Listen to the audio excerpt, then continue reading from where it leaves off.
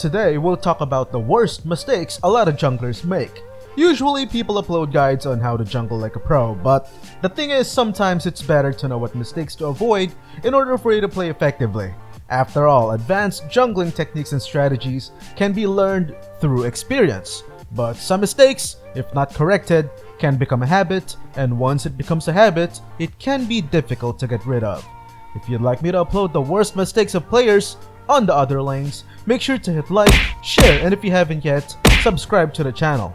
I also created a video talking about the worst mistakes of an XP laner, so if you haven't seen that yet, click the link in the description below.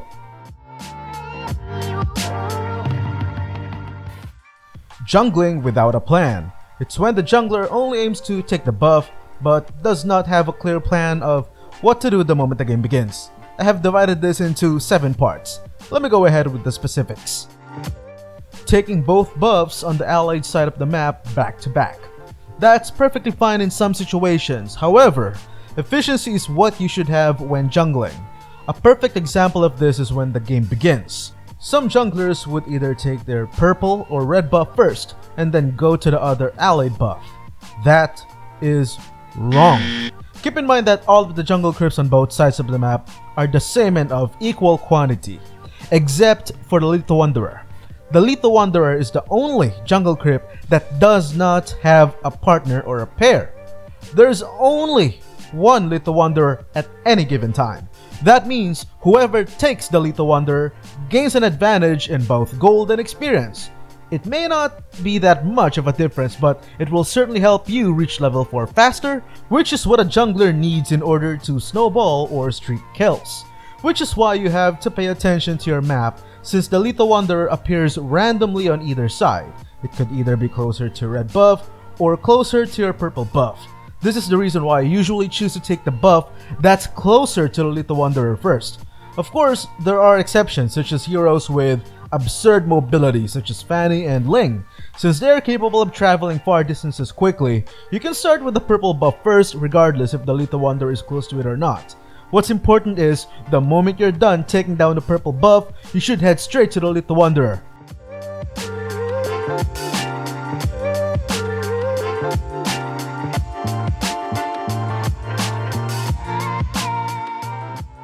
Another reason why taking the Lethal Wanderer is very important is the movement speed buff it provides temporarily to its layer whenever they are traveling through the river. Not invading when given the chance. Don't be too afraid of invading. This is a common mistake on the solo queue. One of the reasons why is the lack of trust in their teammates. Somehow, I agree. I myself don't invade all the time. However, if your ally shows intent to invade and leads the way for you, go ahead and do so as long as the situation and lineup permits it. What I mean by that is, as long as your heroes have advantage over the enemy jungler, you should be fine in most cases. Invading without analyzing the matchup. This mistake, believe it or not, is more often done in higher ranks such as Mythic 1 and Mythic 2. A lot of the players have so much confidence in themselves that they sometimes forget to consider the matchup. Before you and your teammates even attempt an invasion, make sure that both of you, or at least the jungler, has a clear advantage over the enemy jungler or a good number of the enemy heroes. If you're playing a late game jungler such as Sun or Argus, it might not be a good idea to invade against Martis or Joy.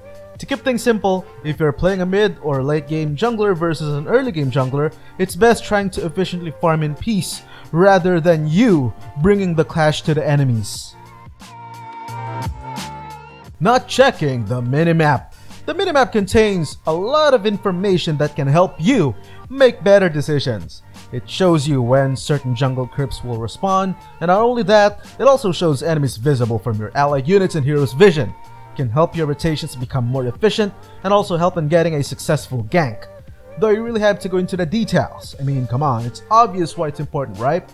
So yeah, try to check the minimap as frequently as possible. And since I reminded you all to check the minimap, the next mistake is something usually done by players around Mythic 4 or lower, and yes, this is one of the worst and most frequent mistakes.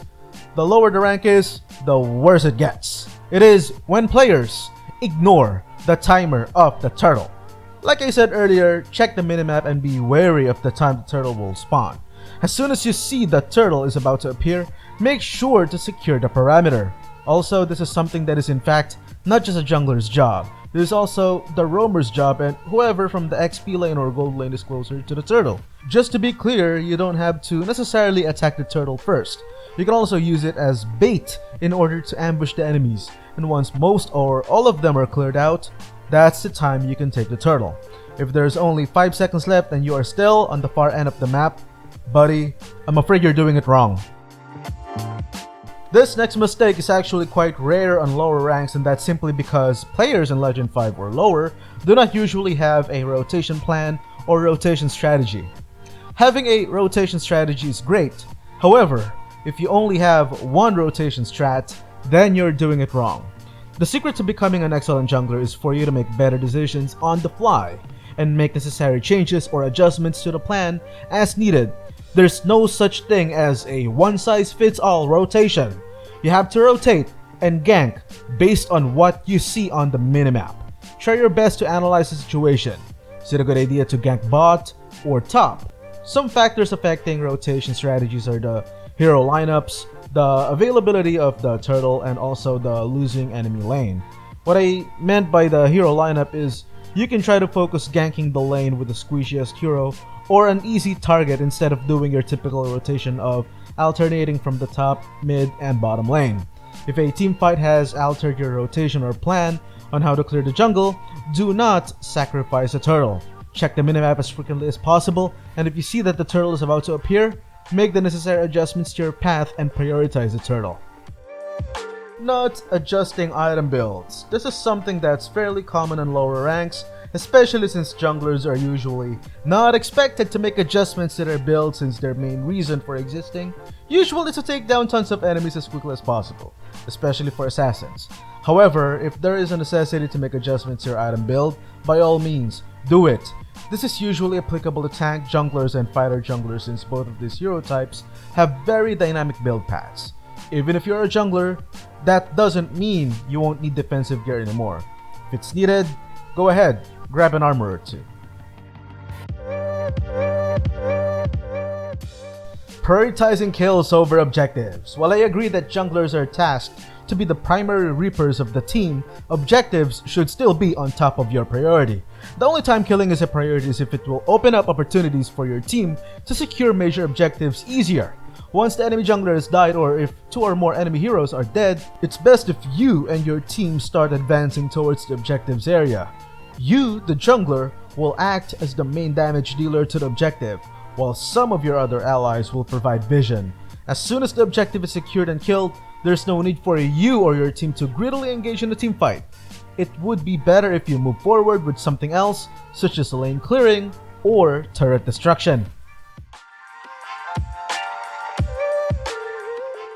Improperly using retribution. Some players have the habit of using retribution as a means of last-hitting jungle creeps. That's a good idea, but not all the time. The only time that's a good idea is when the enemy hero or heroes have skills capable of easily stealing your jungle creep, such as Hanzo. But in most cases, it's more ideal to use retribution the moment the jungle buff appears. Doing so will help you take jungle creeps down more efficiently, and the more efficient you are, the faster you will reach level 4. The faster you reach level 4, the more successful you will be in ganking. And the more successful you are in ganking, the more kills you will have. The more kills you will have, the better the chances are of taking major objectives. See how that escalated?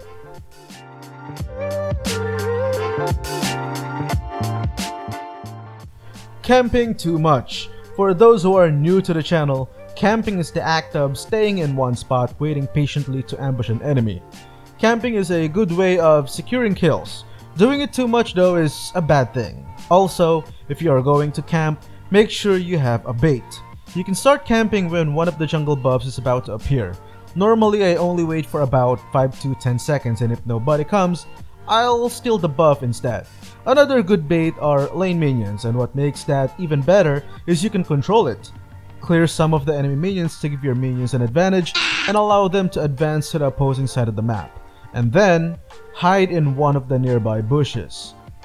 Then wait for a clueless enemy to attempt to clear your advancing minions, and with the right timing, take them down. Like I said earlier, camp for only about 5 to 10 seconds. Anything more is just wasting time. Remember that one of the most important things in being a jungler is efficiency. You have to farm fast, and you can't farm fast if you are wasting too much time camping just because of your greed. Clearing minion lanes during the first 5 minutes of the match. Junglers are not rewarded well if they clear lane minions during the first 5 minutes of the game. This makes it very counterproductive, especially when your allies are clearing the same minions you are clearing. Instead of doing so, just go straight to the jungle and let your ally clear the lane minions. The only time it's a good idea to clear the lane minions during the first 5 minutes of the game is if the minions can be easily cleared and if your allies are nowhere near the minions. Keep in mind, this is a team game. If you do something that can slow down your allies' progress, you are pretty much helping the enemy team win. Basically, after a successful gank during the first 5 minutes of the game, don't stay on the lane anymore. You have done your job and you don't have business remaining there. Either you go back to the jungle where you came from, or if there's a chance, help your teammates destroy the turret. There you go, those are some common mistakes I frequently see from junglers, some of which I myself committed in the past. Did I miss anything? Leave your thoughts in the comment section below, and if you haven't yet, don't forget to hit like, share, and subscribe to the channel. Stay safe everyone. Peace.